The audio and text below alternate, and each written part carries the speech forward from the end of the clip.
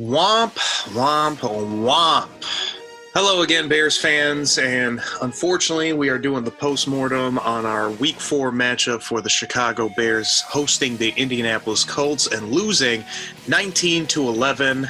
And this is our We Are Regal Radio 3-and-Out series where we give you 3 takeaways from every Bears game, and this one was an ugly one. A real test for the Chicago Bears, and with all this hope coming into this matchup with Nick Foles leading that dramatic comeback in Atlanta the week prior, it felt like this was a real opportunity for the Bears to make a statement league-wide. Obviously, the Colts are not in the NFC, so in terms of playoff seeding and playoff picture down the road, this is one of the better losses that the Bears could have. You want to beat your division, you want to beat your conference, and if you're going to lose any games, it's much better to lose in the AFC, or to AFC teams, I should say.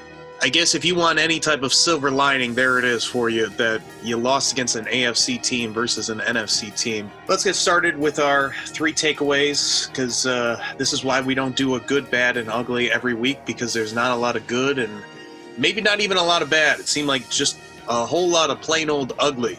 And our first goal takeaway, I'm going to start with the coaching for the Chicago Bears, because it was dreadful for the most part.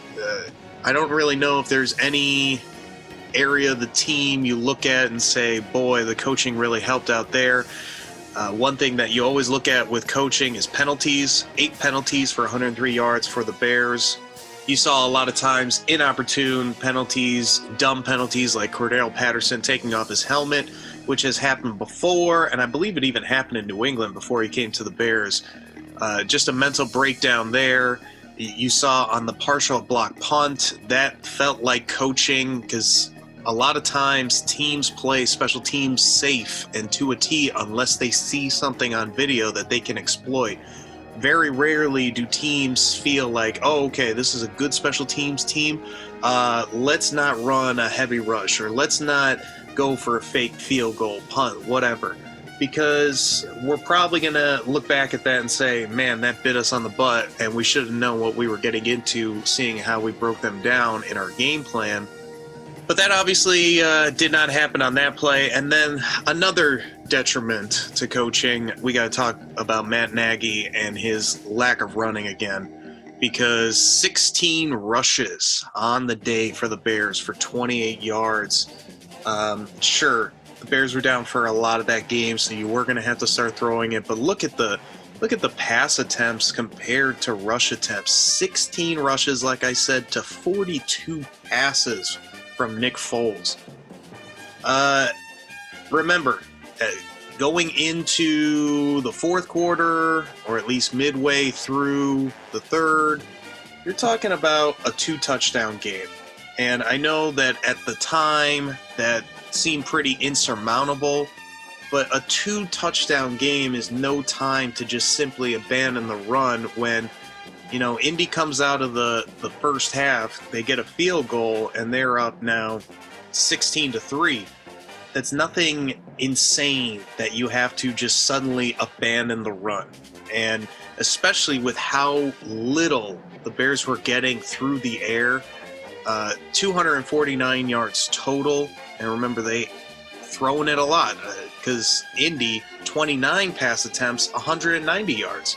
You give them that extra 13 attempts, they probably have more yardage than the Bears do on 42. So not efficient whatsoever in their passing game. Their running game was non-existent, and it looked like the Bears were completely unprepared on offense. I mean, the receivers didn't look good. There was some plays, and obviously Nick Foles was pretty inaccurate for the most part, really all game long. So there was definitely times where the receivers were put into difficult positions. But when you look at that interception that Nick Foles threw, and it goes right through the hands of Anthony Miller again, is his head in the game? And it kind of stems back to coaching. Should he even be out there? Should another player be given an opportunity when now you've seen for multiple weeks, you know, Anthony Miller making big-time drops? It's been, 2 weeks of bad play from him when you count this game against the Colts and the game against the Giants, and two good or at least okay games when you talk about the Falcons and the Lions. And obviously he was very good against the Lions, but just too inconsistent. And he was supposed to be your number 2 receiver, and now it looks like Darnell Mooney has kind of become that number 2 because, first of all, he's not dropping passes, but the other thing with Darnell is you're really not seeing that speed element too much. He did have a nice little deep downfield catch that Nick Foles put a good ball on him, and he made a play in the air. And we'll get to Foles and the offense later on, but again, you're seeing why Mitch Trubisky is on the bench, because that's a throw that he probably doesn't even make. So Darnell Mooney, giving him some props on that, but you're not seeing a lot of that breakaway speed or that speed being an immediate factor in a lot of these games. The tight ends, Jimmy Graham had a couple nice grabs. Demetrius Harris was used a little bit, but Cole Kmet obviously still MIA. And, for fans that are going to be pounding for more Cole Kmet, this is the harsh reality. It is so hard to make the transition from college tight end to professional tight end. It's as big of a jump as college quarterback to professional quarterback. So it's going to take him some time, if ever, because there's a high bust rate with tight ends too. That's the other scary part. A lot of teams have stopped focusing on drafting tight ends early in the draft and talking like the first 3-4 rounds, because unless it's a bona fide or just a top tier type class where you've got a lot of top prospects, those guys, it's hard. It's hard to make that transition. With Jimmy Graham just kind of being a guy, not necessarily a big time playmaker. Demetrius Harris, another solid piece, but not a playmaker. You're starting to see the playmakers go down, and I'm sure many people have disqualified the Tariq Cohen injury, saying it's not that big of a deal. But you're seeing another effect of losing a guy that is a playmaker. I mean, we've seen Tariq Cohen make some big-time plays with his speed and quickness that we haven't seen from Mooney, that we haven't seen from Anthony Miller, that we haven't seen from even Taylor Gabriel when he was here. Behind Allen Robinson, if you had to pick a playmaker from this Bears offense, you'd probably go with Tariq Cohen. And without Tariq, you lose another guy that could be a weapon. And even though running backs are not the hardest thing to replace in the league, because a lot of times you can find them on the streets, a la Raheem Morstead, for example, last season. So beyond those issues, the Bears still, you feel like, have a collection of talent offensively that they're better than 3 points through 3 quarters, even though this is a really good Colts defense. Right now, they're the best defense in the league statistically. I mean, 3 points through 3 quarters, and you only get up to 11 in absolute garbage time. I mean, for a team that's trying to become an offensive football team, or at least a football team with a strong offensive identity, epic fail when it comes to this matchup, this test against the Colts. And looking ahead, you got a game coming up very quickly in Tampa Bay on Thursday. The Bears, they got to come up with some answers offensively, because that Bucs defense, they might give up some points, but they are extremely fast, athletic, and they are out there making plays. So if you're expecting a big drop-off in defensive play in this next opponent, the Bears might be in for another rude awakening.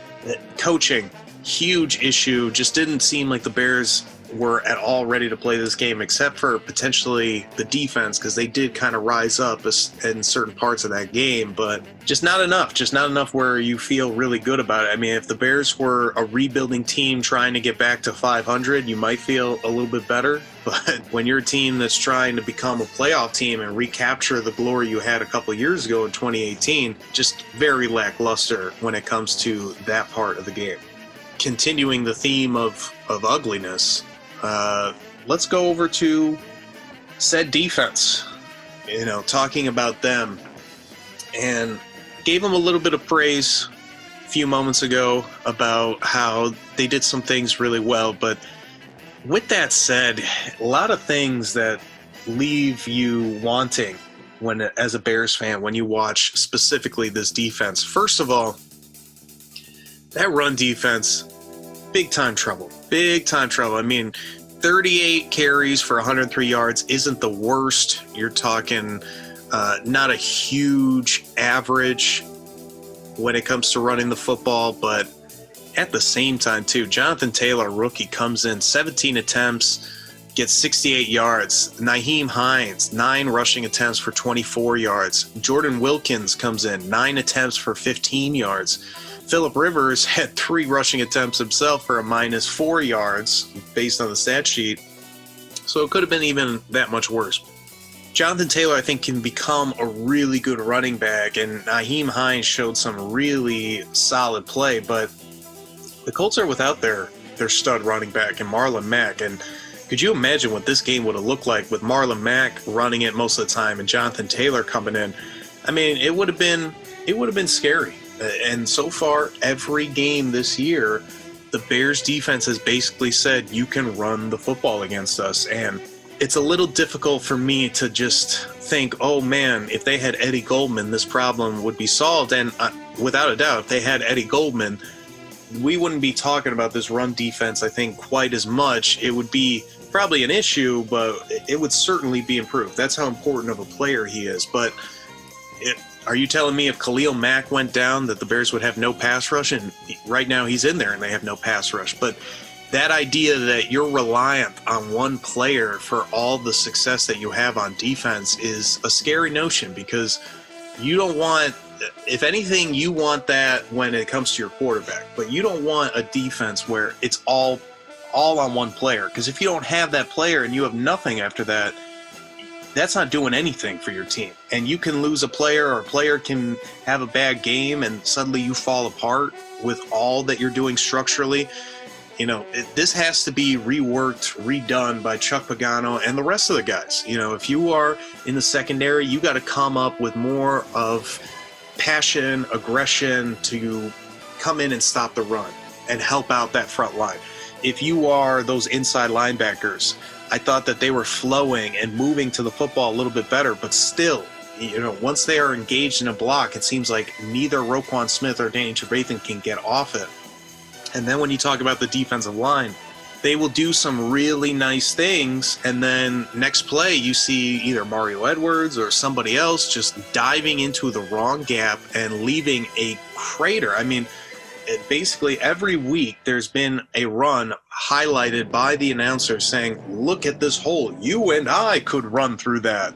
And that's usually the cliche response from an announcer when there is a massive hole that a running back can run through. And they're right. I mean, anybody can run through some of these holes that the Bears defense is allowing through these first 4 games. And when you talk about a team like Tampa coming up, they're not going to be shy about running the football, especially Tom Brady, knowing, hey, if we can kind of go to that in my back pocket at all times, that even if the look isn't great when I come to the line, but knowing that they're not great at executing a stop of the run, that opens things up for quarterbacks. And certainly for Phillip Rivers, imagine what he would have been like in that game without a running game, because he made some really nice throws for sure, but he made plenty of overthrows. He put the ball in harm's way a couple times. The Bears just couldn't take advantage of it. Imagine just a Colts offense that is in pure need of Phillip Rivers throwing it. I don't think that's going to work out too well for the Colts, and I think the Bears probably would have gotten a couple takeaways at that point. But that has not been a workable solution for the Bears, because they can't shut anybody's run game down. If that's the case, if the Bears, can't figure out this run game defense, it's going to be a long year, especially when you throw in the fact too, and this Colts team has probably the best offensive line in football, so you got to give them their props here. But this pass rush got 1 sack, and it's been multiple weeks now where you see just little pockets of pressure, if anything. A lot of times quarterbacks are being clean against these guys, and certainly they're trying to get the ball out of their hands, and there was some mistakes made by the Bears secondary, but the Bears secondary isn't even playing too bad. I mean, they're playing solidly. It just, there's no real bad play. There's just no exceptional play. And you just wonder, when are we going to see the domination from Akeem Hicks or Khalil Mack, where teams just have no answer for the combination of the two, because right now they played in every game, and it hasn't looked at all like it did in 2018, where those two on this field together were completely unblockable for offenses, and they were subject to a lot of issues that the Bears defense could present. Maybe this Bears defense can still turn things around. I'm not quite sure. At this point, it's starting to become apparent that, they're going to be a good defense. They're going to be tough on really any opponent, but there's points to be had. There's yards to be gained against this Bears defense. You're not looking at a group that's going to absolutely shut you down and lock you out because of their relentless pass rush and their brick wall or iron curtain wall when it comes to run defense. The Bears defense has some vulnerability. Teams can take advantage of it, and it's going to be up to this entire Bears team, not the defense, but the offense and special teams have to step up and be really nice, complementary units to the defense, because if Ryan Pace and Matt Nagy are expecting this defense to carry them into the playoffs, it just doesn't look like that's going to happen. And if, God forbid, there's any major injuries on this defense, the Bears could be in a lot of trouble looking at their overall team and the way that they're playing right now. So that takes us to our last takeaway, which we will focus on the offense. And unfortunately, just another week, another lack of offensive production. What has it been? It's been 2 fourth quarters out of the year. When you talk about Atlanta and Detroit, those fourth quarters, the Bears offense looks great. It looks fantastic. They're able to do a lot of things and able to move the football. But then look at a game like the Giants, where the offense was completely barren for really most of that game, except for the first quarter or first half. No offense whatsoever to speak of in this Colts game. And the scary thing is, when you move ahead, these first 4 games, you were probably expecting, best case scenario, 3-1. I don't think many people were thinking 4-0 when you look at the schedule when it came out, but you thought, man, Lions, Giants right off the bat, that's 2. If you can split between the Colts and the Falcons, you're in a great spot. But it does not feel that way. And a huge part of that is what we talked about before in the defense not being elite. But the other part is just this offense is still broken. And any Chicago Cubs fans out there, they look at this Bears team, which, the Cubs get eliminated on Friday, and you wait a couple days and you see this Bears team and you think, man, am I watching the same thing? Just a broken offense, an offense that can't score. And it doesn't matter, I guess, who the quarterback is at this point. Not to say Nick is some world beater, because he looked a lot like Mitch on Sunday for sure. Now, before we go any further on offense, I'm totally 100% behind Nick Foles being the quarterback. I get maybe some people coming out of the woods trying to defend Mitch, but again, Mitch can't push the ball downfield, and against the number 1 defense in the league, to think that Mitch was going to change that game. The only way Mitch could have came into that game, or if, let's say, he was the starter to begin the game, the only way the Bears win that is if he is dominating with his legs. And when is the last time we saw Mitch Trubisky dominate with his legs? Yeah, he had a great run against Atlanta, but it's been 2018 since we saw him dominate a game with his running ability. So it's impossible for me to even think that Mitch would be a better option. Now, Nick, that being said, has to play much, much better. He was completely inaccurate. He did hit some throws downfield, but he missed a lot of throws downfield, per usual that we see from the Bears. Who knows what the hell happened between him and Matt Nagy? Matt Nagy really, I guess, felt that it was time for him to start unleashing the air raid offense, because just abandoning the run didn't help Nick Foles either. His receivers didn't help him. We talked about Anthony Miller making that horrible drop. A tough catch for sure, but that's what a second-round receiver is supposed to do. You don't trade up into the second round to get a receiver that is unable to make difficult catches. And one of the things that was touted about him being drafted was his hands. A lot of people felt he had great hands. We were just seeing drop after drop after drop with Anthony Miller. He drops a huge third down or whatever down it was that led to that interception. I mean, if Anthony Miller makes that play and the Bears go in and score a touchdown, believe it or not, it's a game. And the Bears still have a slight chance to win that game. And, you know, you don't want to keep living week to week, but if you could claw and scratch your way out of this one, that would actually be significant in a positive way, looking at this opponent who the Indianapolis Colts look like a playoff team. Like, they look like a team that you don't want to play at all this year if you're in the AFC or NFC. And to come back and be able to beat that team would have been huge. But of course, just too many failed opportunities offensively and a lot of questionable decisions. Just the offensive line, you look at how badly they were beaten by that Colts front. Charles Leno just looks, I mean, I just don't get it. I honestly don't get Pace's infatuation with Charles Leno. You know, certain teams go with the philosophy you don't need great tackles, and the Bears fall under that. And even Andy Reid kind of falls under that a little bit. But you can't have nothing. You can't have a negative at tackle. I mean, Charles Leno just absolutely gets beat by Justin Houston, and Justin Houston is an older NFL player. He looked like Justin Houston of Kansas City, just whooping him. This great push that this interior was getting through the first 3 weeks, and Cody Whitehair, James Daniels, and Jermaine Ifedi, completely non-existent, couldn't get a push whatsoever. And then you look at that running back position, and you just wonder what's going on there too. I mean, Cordell Patterson, he can do some nice things as a running back, but man, the less I can see of that and the more I can see him being a scat type back, basically a la Tariq Cohen, where a lot more in the pass game and used maybe in more of a wide open offense. But Dave Montgomery, give him a lot of credit. He's playing, he's fighting, but even him, I just don't know how good David Montgomery can be. He just doesn't seem like a bell cow type back, but at the same time too, he's just not getting fed either. I don't know if Ryan Pace is looking at a running back out there. It would be great to see them pick up a guy with some real home run speed.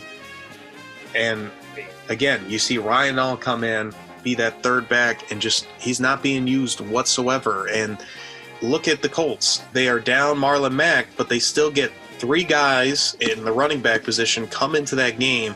And essentially, even though it was 9-9 for Nyheim Hines and Jordan Wilkins, that's 9 carries, almost 10 carries for between the two of them. 17 for Jonathan Taylor, and if Marlon Mack was there, he would have gotten a lot of carries himself. So that's a team that's using the running back position and trying to fill it with guys that can do different things. And with the Bears, yeah, Dave Montgomery and Cordell Patterson are slightly different running backs, but are they extremely different? Of course, Patterson is much faster than Dave Montgomery, but we don't see that speed, that elusiveness just constantly being a factor. I mean, on given plays, yes, but clearly Matt Nagy doesn't feel he can win the game with Dave Montgomery getting a lot of carries. So this offense, just, again, we're back to kind of square one, where we don't know what we have. It looks broken. They only have a few days to kind of figure out some things, but man, this season, even though they got off to a great start, and this Bears team has definitely been hanging their hat on the fact that they went 3-0 through the first 3 weeks, but reality is starting to come on in, because Bears very realistically should be 2-2, and then you throw in the fact that DeAndre Swift dropped the touchdown in game 1, they could very easily be 1-3 right now. So hopefully the Bears can find some answers from now until Thursday, and then ultimately Thursday night reveal those answers to all of us fans and the rest of the NFL. But Bears players better be focused on trying to improve, because if they don't get better fast, this thing could get ugly.